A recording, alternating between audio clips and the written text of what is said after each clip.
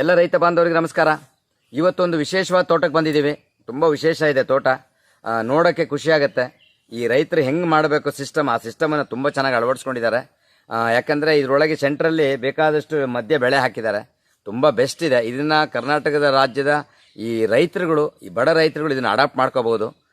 ಈ ತೋಟದಲ್ಲೂ ಸಮಸ್ಯೆ ಇದೆ. ಇಡೀ ಕರ್ನಾಟಕ ರಾಜ್ಯಾದ್ಯಂತ ಅಡಿಕೆ ತೋಟಗಳಲ್ಲಿ ತುಂಬ ಸಮಸ್ಯೆ ಇದೆ. ಇದರಲ್ಲಿ ಇಲ್ಲಿ ಏನು ಪ್ರಾಬ್ಲಮ್ ಇದೆ ಅಂತೇಳಿ ಈ ತೋಟದ ಮಾಲೀಕರನ್ನ ಮಾತಾಡ್ಸೋಣ. ಹಂಗೆ ತಿರ್ಗಿ ಸಾಕು. ಸರ್ ನಮಸ್ಕಾರ. ನಮಸ್ಕಾರ. ತಮ್ಮ ಹೆಸರು ಸರ್? ರವೀಂದ್ರ, SN ರವೀಂದ್ರ ಅಂತ. ನೀವು ಎಷ್ಟು ವರ್ಷದಿಂದ ರೈತರು? ನಾವು ಹುಟ್ಟಿದಲ್ಲಿಂದ ರೈತರು. ನಾವು ಪಪ್ಪ ನಮ್ಮ ನೇಟಿವ್ ಅಲ್ಲಿಂದನೂ ರೈತರು. ಕಾಫಿ, ಅಡಿಕೆ ಎಲ್ಲ, ಕಾಳುಮೆಣಸು, ರಬ್ಬರ್ ಎಲ್ಲ ಬೆಳೆದವರು. ಈಗ ಇಲ್ಲಿ ಶಿವಮೊಗ್ಗದಲ್ಲಿ ಸೆಟ್ಲ್ ಆಗಿವಿ. ಇಲ್ಲೊಂದು ತೋಟ ಮಾಡ್ಬೇಕಂತ ಮಾಡಿ ಈಗ ಚೆನ್ನಾಗಿ ಬಂದಿತ್ತು. ಈಗ ಈ ತರ ಇದಾಗ್ತಾ ಇದೆ, ರೋಗ ಬಂದು ಇದಾಗ್ತಾ ಇದೆ. ಇದು ಎಷ್ಟು ವರ್ಷದ ಗಿಡ ಸರ್? 6 ವರ್ಷದ ಗಿಡ. 6 ವರ್ಷ. ನಿಮ್ಮ ಪ್ರಕಾರ ಈ ತೋಟದಲ್ಲಿ ಏನೆಲ್ಲ ಸಮಸ್ಯೆ ಇದೆ ಸರ್? ಅದೇ ಹಿಂಗಾರುಗಳು ಚೆನ್ನಾಗಿ ಬರ್ತಾ ಇಲ್ಲ. ನಾವು ಹಾಕಿದ್ದು ಎಲ್ಲ ಇದು ಹಾಕ್ತಿದೀವಿ. ಕೊಟ್ಟಿಗೆ ಗೊಬ್ಬರ ಹಾಕ್ತಿದೀವಿ, ಮೆನ್ಯೂರು ಹಾಕ್ತಿದೀವಿ, ಸ್ಪ್ರೇ ಮಾಡ್ತಿದೀವಿ, ಎಲ್ಲ ಮಾಡಿದ್ರು ಅದು ಕರೆಕ್ಟ್ ಆಗಿ ಗಿಡಗಳು ಅಷ್ಟು ಹೆಲ್ತಿಯಾಗಿ ಬರ್ತಾ ಇಲ್ಲ. ಈ ತರ ಎಲ್ಲ ರೋಗ ಇವೆಲ್ಲ ಬರ್ತಾ ಇದಾವೆ. ಅದಕ್ಕೆ ನಮ್ಗೆ ಏನ್ ಪ್ರಾಬ್ಲಮ್ ಅಂತ ನಮ್ಗೆ ಗೊತ್ತಾಗ್ತಿಲ್ಲ. ನಾವು ಸಾಯಿಲ್ ಟೆಸ್ಟ್ ಮಾಡಿಸಿದೀವಿ, ಏನೇನ್ ಬೇಕು ಅವೆಲ್ಲದೂ ಫರ್ಟಿಲೈಸರು ಅಥವಾ ಮೆನ್ಯೂ ಎಲ್ಲದೂ ಹಾಕಿದೀವಿ. ಈಗ ಇಲ್ಲಿವರೆಗೆ ನಿಮ್ಮ ತೋಟಗಳಿಗೆ ಏನೆಲ್ಲ ಗೊಬ್ಬರ ಬಳಸಿದಿರ ಸರ್? ನಾವು ಫಸ್ಟ್ ಒಂದು 3 ವರ್ಷ ನಾವು ಜೀವಾಮೃತ ಹಾಕಿದ್ವಿ. ಜೀವಾಮೃತ, ಆಮೇಲೆ ವೇಸ್ಟ್ ಡಿಕಂಪೋಸರ್ ಹಾಕಿ ಇದು ಮಾಡಿದೀವಿ. ಆಮೇಲೆ ಅಡಿಕೆ ಸಿಪ್ಪೆ ಮತ್ತೆ ಸಗಣಿ ಗೊಬ್ಬರ ಕಾಂಪೋಸ್ಟ್ ಮಾಡಿ ಅದನ್ನ ಹಾಕಿದೀವಿ. ಆಮೇಲೆ ಮೆನ್ಯೂರ್ ಹಾಕಿದೀವಿ. ಯಾವ ಯಾವ ಕಂಪನಿ ಹಾಕಿದಿರಿ? ಮೆನ್ಯೂರ್ ಅಂದ್ರೆ ಆಲ್ 15 ಹಾಕಿದೀವಿ, ಮತ್ತೆ 10, 26, 26 ಹಾಕಿದೀವಿ. ಮತ್ತೆ ಈಗೇನೋ ಹೊಸದಾಗಿ ಬೇರೆ ಏನೋ ಇದನ್ನ ಆಯಿಲ್ ಟೆಸ್ಟ್ ಮಾಡಿಕೊಟ್ಟು ಅದನ್ನು ಹಾಕಿದೀವಿ. ಅದರಿಂದ ಏನ್ ನಮ್ಗೆ ಉಪಯೋಗ ಇದಾಗಿಲ್ಲ, ನಿಮಗೆ ತೃಪ್ತಿ ಕೊಡೋಂಗೆ ಆಗ್ಲಿಲ್ಲ, ರಿಸಲ್ಟ್ ಇಲ್ಲ. ಈಗ ನನ್ನ ಪ್ರಕಾರ ಸರ್, ಈ ಮರಗಳಲ್ಲಿ ಸಮಸ್ಯೆಗಳು ಏನಿದೆ ಅಂದ್ರೆ ನ್ಯೂಟ್ರಿಷನ್ ಅಬ್ಸರ್ವ್ ಮಾಡುವಂತ ಪ್ರಾಬ್ಲಮ್ ಸಮಸ್ಯೆನ ತುಂಬಾ ಎದುರಿಸ್ತಾ ಇದೆ. ನ್ಯೂಟ್ರಿಷನ್ ಅಬ್ಸರ್ವ್ ಆಗ್ತಾ ಇಲ್ಲ, ಕಡಿಮೆ ಆಗ್ತಾ ಇದೆ ಇಲ್ಲ ಅಂತಿಲ್ಲ. ಅದ್ರಲ್ಲಿ 30%, 40% ಆಗ್ತಾ ಇದೆ. ಹಂಗಾಗಿ ಸಮಸ್ಯೆ ಆಗಿದೆ. ಯಾಕಂದ್ರೆ ಇಲ್ಲಿ ನೋಡುವಾಗ ನಿಮ್ಮ ತೋಟಗಳಂತೂ ನಂಬರ್ 1 ಆಗಿ ಇಟ್ಟಿದ್ದೀರಾ. ತುಂಬ ಖುಷಿ ಆಗುತ್ತೆ ಸರ್. ಈ ಥರ ಮಾದರಿ ತೋಟ ಹಿಂಗೆ ಮಾಡಬೇಕು. ಇದನ್ನು ಇಲ್ಲಿರೋವಂಥ ಕಳೆಗಳನ್ನು ತೆಗೆದು ನೀಟಾಗಿ ಕೊಟ್ಟಿದ್ದೀರಾ. ಇದು ಒಳ್ಳೆ ಒರಿಜಿನಲ್ ಆಗಿ ಮಾಡಿದ್ದೀರಿ. ಮತ್ತು ಇದರಲ್ಲಿರುವಂಥ ನಿಮ್ಮ ತೋಟಗಳನ್ನು ನಾನು ಕೆಲವೊಂದು ವಿಡಿಯೋ ಮಾಡ್ಕೊತೀನಿ. ಇದು ಮುಂದಿನ ದಿನಗಳಲ್ಲಿ ಇದು 100% ತುಂಬ ಕಷ್ಟದಲ್ಲಿರೋ ಗಿಡ ರೆಡಿ ಆಗುತ್ತೆ. ಅದ್ರಲ್ಲಿ ಒಂದು ಗಿಡ ನಾನು ರೋಗ ಇದೆ ಅನ್ನೋದು ಕರೆಂಟ್ ಐಡೆಂಟಿಫೈ ಮಾಡಿಕೊಡುತ್ತೆ. ನೋಡಿ, ಸಣ್ಣ ಎಲೆ ಬರೋವಂಥದ್ದು, ಎಲೆ ಸಣ್ಣದಿದೆ ಮತ್ತು ಸುಟ್ಟಂಗಾಗಿದೆ ಒಂದು. ನೋಡಿ ಇಲ್ಲಿ ಇದು ಚೆನ್ನಾಗಿದೆ ಎಲೆ, ನಂಬರ್ 1 ತುಂಬ ಚೆನ್ನಾಗಿರೋ ಎಲೆ. ಆದರೆ ಆರೋಗ್ಯ ಅದು ಎಲ್ಲ ಬಗ್ಬಿಟ್ಟಿದೆ, ಆರೋಗ್ಯನೇ ಇಲ್ಲ ಅದರೊಳಗೆ. ಇನ್ನೊಂದು ನೋಡಿ, ಈ ಗಿಡ ನೋಡ್ಬೋದು, ಸುಳಿ ಮೇಲೆ ಓಪನ್ ಆಗ್ತಾ ಇಲ್ಲ.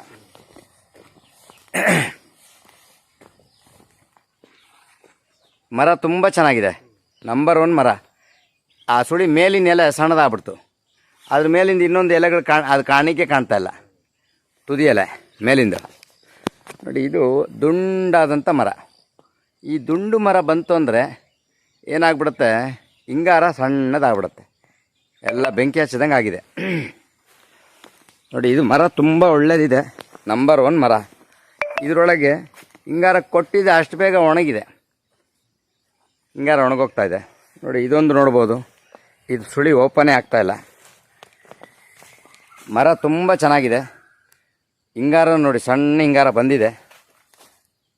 ಇಲ್ಲಿ ನೋಡುವಾಗ ಇದು ಸುಳಿ ರೋಗ ಮತ್ತು ಎಲೆ ಚುಕ್ಕಿ ರೋಗ, ಸುಳಿ ರೋಗ ಬಂದಿದೆ.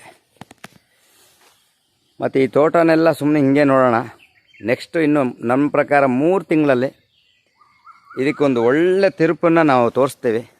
ನೋಡಿ, ಇದು ಎಷ್ಟು ದೊಡ್ಡ ಮರ, ತುಂಬ ಖುಷಿಯಾಗುತ್ತೆ ಈ ಮರ ನೋಡೋಕ್ಕೆ. ಆದರೆ ಹಿಂಗಾರ ನೋಡೋಕ್ಕೆ ಭಾರಿ ನೋವಾಗತ್ತೆ. ನೋಡಿ, ಇದು ಹಿಂಗಾರದಲ್ಲೇ ರೋಗ, ಯಾಕಂದರೆ ಭೂಮಿಯಲ್ಲಿ ರೋಗ ಇರೋದ್ರಿಂದ ಹಿಂಗಾಗ್ಬಿಟ್ಟಿದೆ. ಅದು ಒಣಗೋಗ್ತಾ ಇದೆ, ಗಿಡ ಒಣಗ್ದಂಗೆ ಅದು ಒಣಗ್ತಾ ಇದೆ.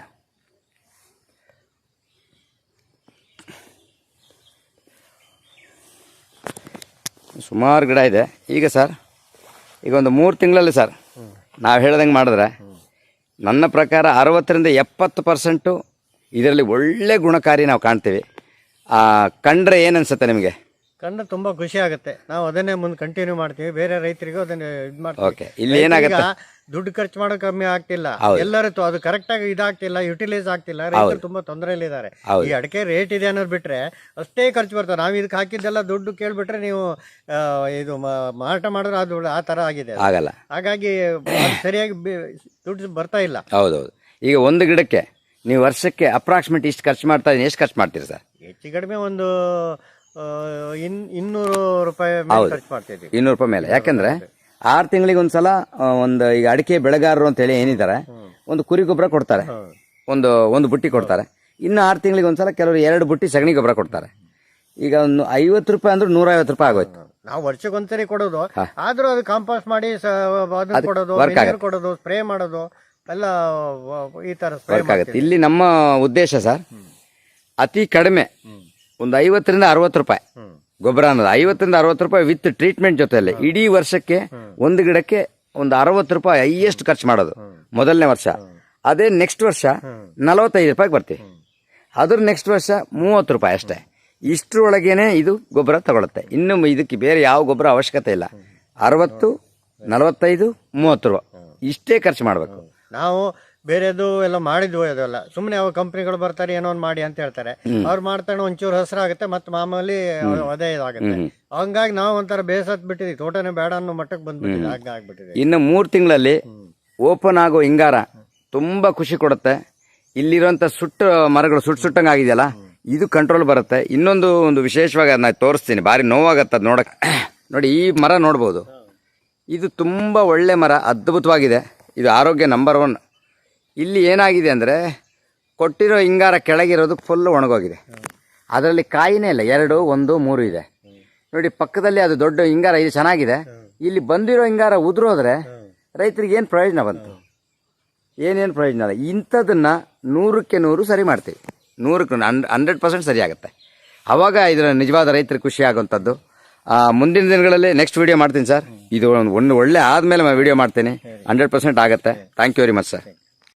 ಕರ್ನಾಟಕದ ಎಲ್ಲ ರೈತ ಬಾಂಧವರಿಗೆ ನಮಸ್ಕಾರ. ಇವತ್ತು ತುಂಬ ಖುಷಿ ಕೊಡುವಂಥ ವಿಚಾರ.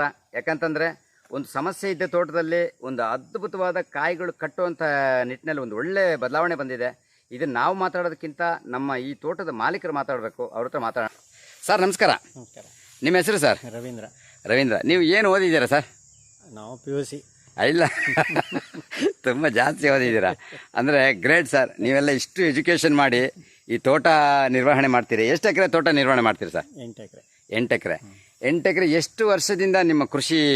ನಮ್ದು ಹುಟ್ಟಲಿಂದ ಕೃಷಿನೇ, ಊರಲ್ಲಿ ತೋಟ ಇತ್ತು, ಈಗ ಇಲ್ಲಿ ಬಂದ್ ಮಾಡಿ. ತುಂಬ ಖುಷಿ ಆಗುತ್ತೆ ಸರ್. ಯಾಕಂದ್ರೆ ನಿಮ್ಮಂತ ಒಂದು ಹಿರಿಯರು ಇದನ್ನ ಮಾಡಿದ್ರೆ ನಮ್ಮ ಈ ಊರಲ್ಲಿ ಇನ್ಸ್ಪೈರ್ ಆಗ್ತಾರೆ ಜನ, ರೈತರು ಇನ್ಸ್ಪೈರ್ ಆಗ್ತಾರೆ, ರೈತರ ಮಕ್ಕಳು ಅಂಥವ್ರು ಮಾಡಿದಾಗ ನಮ್ಮ ದೇಶ ರೈತರ ಮೇಲೆ ನಿಂತಿರುತ್ತದೆ. ನಿಮ್ಮಂಥವ್ರು ನೋಡಿ ಇಷ್ಟು ಆಸಕ್ತಿಯಿಂದ ಬೆಳಗ್ಗೆ ಎಷ್ಟು ಗಂಟೆಗೆ ಬಂದ್ರಿ?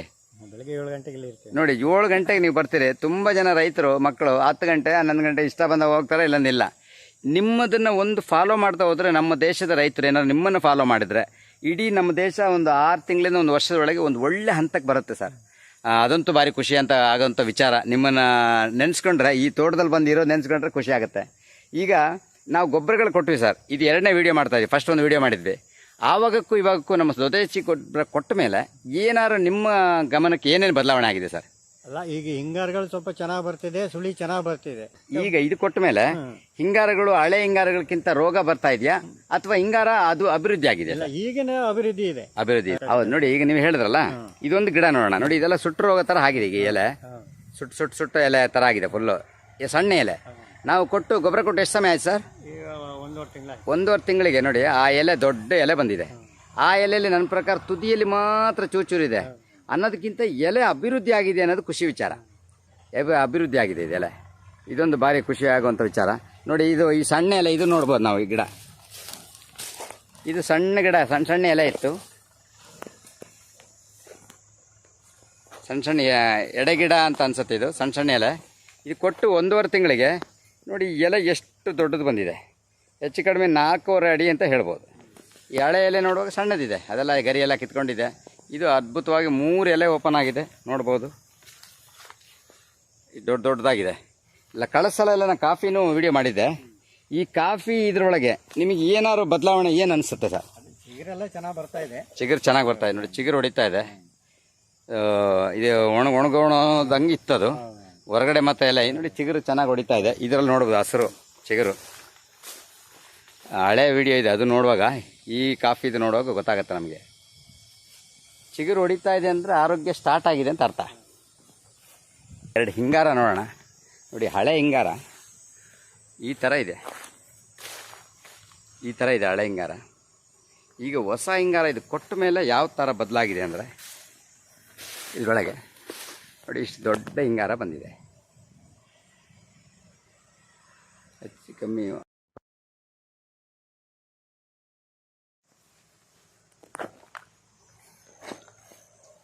ಇದು ಕಾಫಿ ನೋಡ್ಬೋದು, ಕಾಫಿ ಚಿಗುರ್ತಾ ಇರೋದು ಎಷ್ಟು ಚೆನ್ನಾಗಿ ಹಸಿರು ಎಲೆ ಹೆಂಗೆ ಹಸಿರಾಗಿದೆ ಅಂತ. ಈ ಥರ ಚಿಗುರು ಬಂತಂದರೆ ಇದು ಇಷ್ಟು ಬೇರುಗಳಿಗೆ ಒಂದು ಒಳ್ಳೆ ಶಕ್ತಿ ಸಿಕ್ಕಿದೆ ಅಂತ ನೋಡಿ. ಇದು ಒಣಗೋಗಿತ್ತು, ನಾವು ಅವಾಗ ನೋಡುವಾಗ ಇದು ಒಣಗಿತ್ತು. ಈ ಕಾಫಿಯಲ್ಲಿ ಬರೀ ಒಣಗಿದ್ದು ಒಂದು ಇದಿತ್ತಲ್ಲ ಸರ್, ಇದು ನೋಡಿ, ಇದು ಫುಲ್ಲು ಒಣಗಿದೆ. ಫುಲ್ಲು ಆ ಬೇರಲ್ಲಿರೋ ಹಸಿಗೆ ನೋಡಿ ಇದಿಷ್ಟು ಸ್ಟ್ಯಾಂಡಿಂಗ್ ತಗೊಂಡಿದೆ, ಇದಿಷ್ಟು ಹಸಿರು ಎಲ್ಲ ಬಂದಿದೆ, ಫುಲ್ಲು ಒಣಗಿದ್ದು.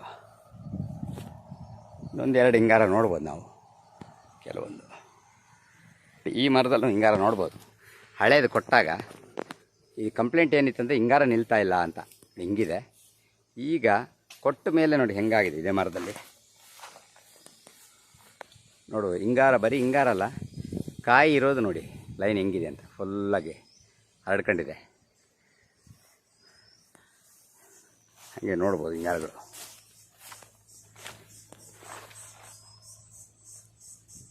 ಎಷ್ಟು ವರ್ಷದ ಗಿಡ ಸರ್ ಇದು? 6 ವರ್ಷ. 6 ವರ್ಷದ ಈ ಗಿಡ. ಹಿಂಗಾರ ಆರೋಗ್ಯವಾಗಿದೆ ನೋಡಿ. ಹಿಂಗಾರ ಹಳೆ ಹಿಂಗಾರ ನೋಡ್ಬೋದು ನಮ್ಮದು. ಹಳೆ ಹಿಂಗಾರ ಫುಲ್ಲು ಒಣಗೇ ಹೋಗಿರೋದು ಇದು. ಅದರ ನೆಕ್ಸ್ಟ್ ಬಂದಿದ್ದು ಇದು. ಇದು ಸ್ವಲ್ಪ ಕಾಯಿ ಕಟ್ಟಿದೆ, ಸ್ವಲ್ಪ ದೊಡ್ಡದಾಗಿದೆ. ಆಮೇಲೆ ಈಗ ಇನ್ನೊಂದು ಹಿಂಗಾರ ಬಂದಿರೋದು. ಆರೋಗ್ಯ ಸ್ಥಿತಿ ನೋಡಿದಾಗ ಗೊತ್ತಾಗ ನೋಡಿ, ದೊಡ್ಡ ಹಿಂಗಾರ ಜೊತೆಯಲ್ಲಿ ಆರೋಗ್ಯ ಸ್ಥಿತಿ ಖುಷಿಯಾಗುತ್ತೆ ನೋಡಿ. ಇದೆಲ್ಲ ಹಿಂಗಾರ ಒಣಗ್ತಾ ಇದೆ ಅನ್ನೋದೇ ಕಂಪ್ಲೇಂಟ್ ಇತ್ತು ಸರ್ದು. ಇಲ್ಲಿ ಮಾತ್ರ ಅಲ್ಲ, ಕರ್ನಾಟಕದ ಮೂಲೆ ಮೂಲೆಯಲ್ಲಿ ಒಣಗ್ತಾ ಇದೆ. ಬರೀ ಒಣಗಿದ್ದಲ್ಲ, ರೋಗ ನೋಡಿ, ಆ ರೋಗದ ಒಂಥರ ಸುಳಿ ರೋಗ ಇದೆ. ಈಗ ಬಂದ ಹಿಂಗಾರದಲ್ಲಿ, ಹೊಸ ಹಿಂಗಾರದಲ್ಲಿ ಆ ರೋಗ ಅಷ್ಟು ಕಾಣಲ್ಲ. ಹಿಂಗಾರ ದೊಡ್ಡದಿದೆ ನೋಡಿ, ಇಷ್ಟು ತುಂಬಿಕೊಂಡಿದೆ. ಇದು ಒಂದು ಒಳ್ಳೆ ಡೆವಲಪ್ಮೆಂಟದು ಒಳ್ಳೆ ಹಾದಿ. ದುಂಡು ಮರದಲ್ಲಿ ಸ್ವಲ್ಪ ಕಾಯಿಗೆ ಇಟ್ಕೊಳ್ಳೋದು ಕಷ್ಟ. ಆ ನಿಟ್ಟಿನಲ್ಲಿ ಹಳೇದು ನೋಡಿ ಒಣಗಿದೆ. ಇದು ಹಳೆ ಹಿಂಗಾರ ನೋಡಿ. ಅದ್ರ ನೆಕ್ಸ್ಟ್ ಬಂದಂಥ ಹಿಂಗಾರ ನಮ್ಮದು ಮೇಯ್ನ್ ಹಿಂಗಾರ ಬರಬೇಕು ಚೆನ್ನಾಗಿ ಅಂತ ಇತ್ತು ನೋಡಿ. ಇದು ಎಷ್ಟು ಚೆನ್ನಾಗಿ ಬಂದಿದೆ ಅಂತ, ಇದೊಂದು ಖುಷಿ ಕೊಡೋ ವಿಚಾರ. ಹಳೆ ಹಿಂಗಾರ ನೆಕ್ಸ್ಟು. ಮತ್ತು ಇದರಲ್ಲಿ ಕಾಯಿ ಅದ್ಭುತವಾಗಿ ರೆಡಿ ಆಗ್ತಾಯಿದೆ. ಇಲ್ಲಿ ಏನು ಕಂಪ್ಲೇಂಟ್ ಇತ್ತಂದರೆ ಹಿಂಗಾರ ಎಲ್ಲ ಉದುರೋಗ್ತಾ ಇದೆ, ನಿಲ್ತಾ ಇಲ್ಲ ಅಂತ. ಫುಲ್ ಒಣಗಿದೆ ಹಳೇದು. ಅದರ ನೆಕ್ಸ್ಟ್ ಬಂದಿದ್ದು ಇದು ಹಸಿಯಾಗಿದೆ, ಓಪನ್ ಆಗಿದೆ, ಚೆನ್ನಾಗಿ ಓಪನ್ ಆಗಬೇಕು ಮೇಯ್ನು. ಓಪನ್ ಆದರೆ ಕಾಯಿ ಉಳ್ಕೊಳ್ಳುತ್ತೆ. ಅದರ ನೆಕ್ಸ್ಟ್ ಹೊಸದು ಬಂದಿದೆ. ಇದು ಕೂಡ ಒಂದು ಒಳ್ಳೆ ಆರೋಗ್ಯಪೂರ್ಣವಾಗಿದೆ. ಇನ್ನೂ ಸ್ಟ್ಯಾಂಡಿಂಗ್ ಆಗಬೇಕಿದು. ಆದರೆ ಒಳ್ಳೆ ಹಿಂಗಾರ ಒಣಗದೇ ಇರೋಂಗಿರ, ಅದೇ ಒಳ್ಳೆ ಪುಣ್ಯ. ಇದು ಮುಂಚೆ ಹೆಂಗಿತ್ತು ಸರ್, ಇದೆಲ್ಲ ಇದು ಒಣಗಿದೆ ಆಲ್ರೆಡಿ, ಒಣಗ್ದಂಗಿತ್ತು ನೋಡಿ. ಇದು ಹಾಕಿ 1 ತಿಂಗಳಿಗೆ ಕಾಫಿ ಒಳ್ಳೆ ಹಸ್ರಿಗೆ ತಿರುಗಿಬಿಟ್ಟಿದೆ. ಖುಷಿಯಾಗತ್ತೆ ಇದು ನೋಡಿ. ತುಂಬ ಸೂಕ್ಷ್ಮವಾಗಿ ನೋಡ್ಬೇಕು ಇದನ್ನು. ಇದು ಸಣ್ಣ ಹಿಂಗಾರ ಫಸ್ಟ್ ಇದ್ದಿದ್ದು, ಒಣಗಿದೆ. ಅದರ ನೆಕ್ಸ್ಟು ನೋಡಿ ಹೆಂಗೆ ಬಂದಿದೆ, ಚೂರು ದೊಡ್ಡದು. ಅಂದರೆ ಅಷ್ಟು ಪಕ್ಕ ಡೆವಲಪ್ ಅಲ್ಲ ಇದು. ಈಗ ಅದರ ನೆಕ್ಸ್ಟ್ ಬಂದಿದೆ ನೋಡಿ, ಟೋಟಲಾಗಿ ಓಪನ್ ಆಗಿದೆ, ಚೆನ್ನಾಗಿ ಟೋಟಲ್ ಓಪನ್ ಆಗಿ ದೊಡ್ಡದಾಗಿ ಕಾಣ್ತಾ ಇದೆ. ಕಾಯಿ ವಿತ್ ಕಾಯಿ ಜೊತೆಯಲ್ಲಿ. ಫಸ್ಟ್ ಕಂಪ್ಲೇಂಟು ಒಣಗ್ತಾ ಇದೆ, ಹಿಂಗಾರ ಸಣ್ಣದು, ದೊಡ್ಡದಿಲ್ಲ, ಒಣಗಿರೋದೊಂದು. ಅದರ ನೆಕ್ಸ್ಟು ಸ್ವಲ್ಪ ದೊಡ್ಡ ಹಿಂಗಾರ, ಕಾಯಿಗಳು ಸಂಪೂರ್ಣ ಕಾಯಿ ಇದೆ, ಅದು ಉದುರಲಿಲ್ಲ ನೋಡಿ. ಇನ್ನೊಂದು ಬಂದಿರೋದು, ಇವೆರಡನ್ನು ಬೀಟ್ ಮಾಡಿ ಸ್ಟ್ಯಾಂಡಿಂಗ್ ಪೊಸಿಷನ್ ಇದೆ. ಮೇಯ್ನು ನಮಗೆ ಅಡಿಕೆ ಬೇಕಾಗಿರೋದು ಸ್ಟ್ಯಾಂಡಿಂಗ್ ಪೊಸಿಷನ್ ಹಿಂಗಾರ ಬೇಕು. ಆವಾಗ ಅಡಿಕೆ ದೊಡ್ಡದಾದಾಗ ಇದು ಬಗ್ಗಲ್ಲ. ಟೋಟಲ್ ಆಗಿ ಓವರಾಲ್ ಆಗಿ ಸರ್ ಇದಿಷ್ಟು ನೋಡುವಾಗ ನಿಮಗೆ ಏನು ಅನಿಸುತ್ತದೆ? ಮೊದಲ ಹೆಜ್ಜೆ ಏನಂದರೆ ಈ ದೀರ್ಘಾವಧಿ ಬೆಳೆ ಯಾವಾಗಲೂ ನಿಧಾನವಾಗಿ ನಮಗೆ ರಿಸಲ್ಟ್ ಕೊಡುವಂಥದ್ದು. ಈಗ ಇದಿಷ್ಟು ಈ ಸ್ಟಾರ್ಟಿಂಗ್ ಒಂದೂವರೆ ತಿಂಗಳಲ್ಲಿ ಇದನ್ನು ನೋಡಿದಾಗ ನಿಮಗೆ ಇದರಲ್ಲಿ ಒಂದು ಒಳ್ಳೆ ಬದಲಾವಣೆ ಕಾಣುತ್ತೆ ಅಂತ ಆಗುತ್ತಾ? ಈಗ ಪರವಾಗಿಲ್ಲ, ಚೆನ್ನಾಗಿ ಕಾಣುತ್ತೆ. ನಮ್ಗೆ ದೀರ್ಘಾವಧಿಲಿ ಎಫೆಕ್ಟ್ ಬೇಕು, ಅದು ಖಂಡಿತ. ನೋಡಬೇಕು. ನೆಕ್ಸ್ಟ್ ತಿಂಗಳು ಬರ್ತೀನಿ ಸರ್, ನೆಕ್ಸ್ಟ್ ತಿಂಗಳು ನೋಡೋಣ, ಮತ್ತು ಅದರ ನೆಕ್ಸ್ಟ್ ತಿಂಗಳು ನೋಡೋಣ ಏನಾಗುತ್ತೆ ಅಂತೇಳಿ.